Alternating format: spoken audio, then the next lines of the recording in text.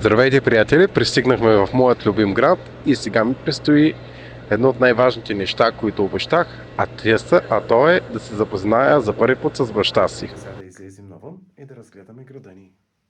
Здравейте, приятели! И ето, дойдохме в Moonlight. Това е едно много хубаво място, където можеш да се нарадваш на басейна и да си поръчаш каквото искаш като питиета. Място, където можеш да си изкараш много добре, наистина, преди да посетиш следващите заведения във Варна. Така че, не продължавайте да ме следвате. Благодаря. Така, здравейте, приятели! Ето, че стигнахме и до Moonlight, разбира се. Ето го и прекрасния добър басейн. А това, на което може да се нарадвате, е хубавото добро слънце, доброто хубаво време и разбира се хубавите напитки, които може, разбира се, да съпроводят вашия ден в един добър завършък. Както ви казах, не забравяйте да останете с мен. Ето, приятели, и нагледно нещата. В смисъл, седиш, почиваш си, пиваш си каквото на тебе ти е на душа и разбира се наслаждаваш на почивката си. На перфектното място Moonlight, Варна. Ето, това е зелен транспорт, 2 евро на посока. Нека да се качим и да разгледаме малко околностите. Това, което аз ще избера, е в близост до ето този прозорец, за да мога да се разходя и да разгледаме морската градина във Варна. Останете и тук с мен. Това представлява зелен транспорт, който обикаля морската градина във Варна, която фактически е с изключително много хора, които се радват на зеленината, на прекрасните дървета и на околната среда, която морската градина на Варна предлага. Нека да я разгледаме заедно. Както виждате, хората са отседнали на пейката и си почиват, разбира се, радват се на тази красота, уют и разбира се, красива природа и слънце, което фактически дарява този град в този сезон. И както казах, можете да се насладите на тази природа тук, което означава, че тук може да получите едно невероятно лято. Едно лято, което може да ви докара невероятни изживявания. Здравейте на всички! Тук е едно невероятно място, до което стигнахме сега. Нещо подобно на водопадче. Водят се някакъв канал. Доста красиво е. И сега ще станем свидетели на още по-големи забележителности. Местата, където розите почиват. В морската градина. Ето и тази площадка, която искам да разгледате много красиво. Вижте само как е обогатена с зеленина и е направена доста приятна за посрещане на паркогостите в морската градина във Варна. Така че, нека да разгледате и нашия площад на освобождението.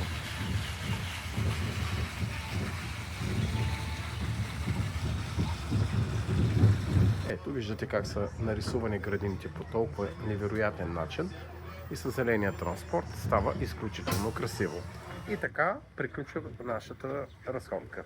Така, здравейте, приятели! Ето сега се разхождам във Варна. Времето е просто невероятно горещо. Около 26 градуса. Просто от едно изключително гадно, враждебно и ветровито време.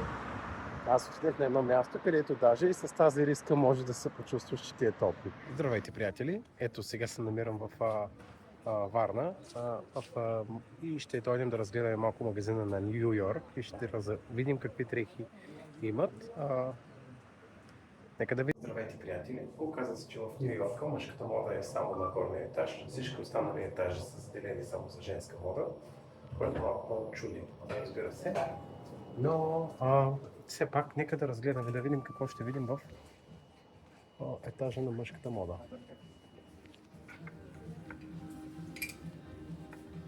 Така, нека да видим някои от моделите. Ще виждам перфектно изрязване на картинките, които са направени като трансфер, но доста стилно, доста добро. Но, да кажем, това не е точно мъжката мода. Виждам доста женски дрехи. Нищо, нека да продължим нататък. Здравейте, взехме си нещо от Ню Йорка. Нещо, което на мен лично се отмага. и си направих избора, като избрах качеството пред количеството, разбира се, и разбира се цвета, защото не винаги цвета може да ти даде качество. Много трябва да се наблюдават нещата, защото гледам, че маса от потребителите избират графиката, която на пръв поглед много им харесва, но забравят едно много елементарно нещо, да проверят качеството. Аз съм Ванко и толкова беше за днеска с Ню Йорк, Варна. Така, здравейте, приятели! Ето ги, съм след разходката си в Ню Йорка. Преминахме през красивите шадравани на Варна, централна Варна. И всъщност хората вече са оплекли летните си дрехи. Температурите са 39 градуса секунда. Само да ни изложа да видим. 25 градуса. Всъщност поизлагах температурата малко, но си е достатъчно горещо, между другото. Вече хората се оплакват от топлото. Но аз ще направя нещо различно. Ще се възползвам от тази хубава температура. Можеш да направиш милиони неща. Погледнете, шадравани, природа, пейки за отдих, където можеш да седнеш да се позамислиш, да се починиш. Обградено с природа, красота и цветове. Прекрасна Варна. Това, което виждате тук ето тази масичка, никакви хартии, никакви реклами, само единствено един QR код, който когато го сканирате, можете да започнете да избирате менюто, което пожелаете. Изключително иновативно, готино и наистина много жива идея, много добра, наистина. Така че ето такива идеи ме карат да се чувствам супер, наистина. Вижте само колко оригинално се получи. Ето чрез този QR код, примерно, може да се поръчаш това, което ти е на масата. Нали? В смисъл, доста добра идея, доста изчистена според мене.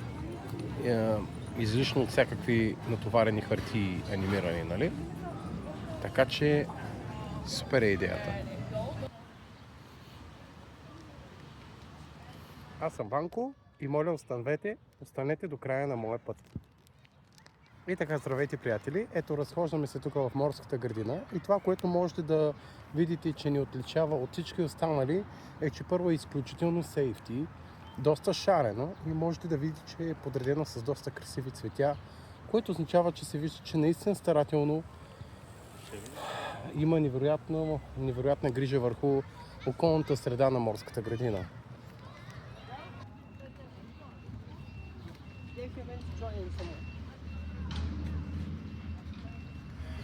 И ето го, вижте транспорта какъв е тук вътре, зелен. Това е микробусче на батерии. Не замърсява околната среда, но за съжаление за сега го изтървах. Така че ще го вземем след малко, не се притеснявайте. Ето го Куба Бич. Успяхме да стигнем до този бар, където забавленията никога не спират, разбира се. Където можете да вземете дори едно седло, където е близост до плажа, да слушате музика и да се забавлявате с ваши приятели и с любимите ваши питиета. Така че заповядайте в Куба Бич. Здравейте, приятели! И това е фактически заведението, в което съм израснал. Питате ме в какво се е превърнало. Доколкото успях да разбера, се е превърнало в архив на прокуратурата. Архив на прокуратурата. Причината е защото самият дом има историческа стойност. Сестрата на цар Борис II е дарил това заведение за възпитаниците, лишени от родителска грижа. И това поставя това заведение в една историческа точка, която не позволява, разбира се, използването на това заведение за различни цели от това да бъде използвано за държавата. Искаше ми се да вляза вътре да го разгледам. Разбира се, да видя какво е останало от него. Може би ще се наложи да го гледам само отвънка, тъй като както се вижда, преди 2 месеца може би е имало възможност да... Вау! Тя природата направо е превзела дома напълно. Нека да видим още един. Както виждате, приятели, природата вече се е превзела част от стадиона, на който на времето играхме футбол. Това беше изцяло асфалтирана зона, където ние играхме футбол, разбира се, и баскетбол. Сега, както се наблюдават обстоятелствата тук, природата си е превзела почти всичко. Тоест, заведението е било занемарено на почти 100%.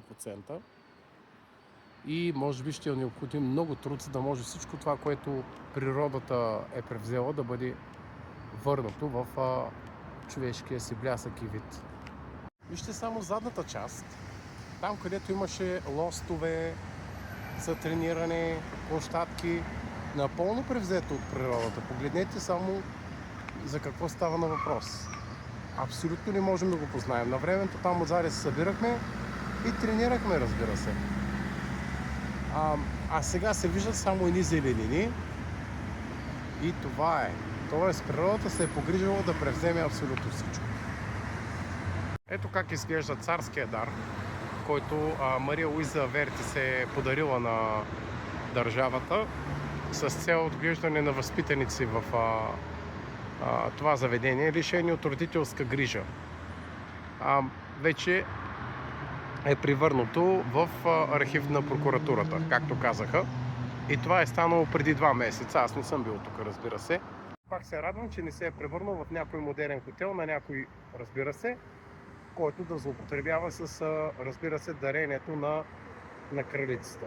Благодаря ви много и ме последвайте в коментар. Вижте само задната част. Там, където имаше лостове за трениране, площадки, напълно превзето от природата. Погледнете само за какво става на въпрос. Абсолютно не можем да го познаем. На времето там отзади се събирахме и тренирахме, разбира се. А сега се виждат само едни зеленини и това е. Тоест природата се е погрижила да превземе абсолютно всичко. Ето как изглежда царския дар, който Мария Луиза Верти се е подарила на държавата с цел отглеждане на възпитаници в това заведение, лишени от родителска грижа. Вече е превърнато в архив на прокуратурата, както казаха.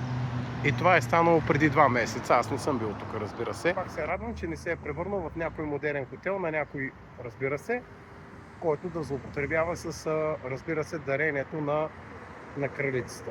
Благодаря ви много и ме последвайте в коментар. Здравейте, приятели! Липсват ли ви будките с вестници, които на практика бяха изчезнали? Ето, все още имаме вестници.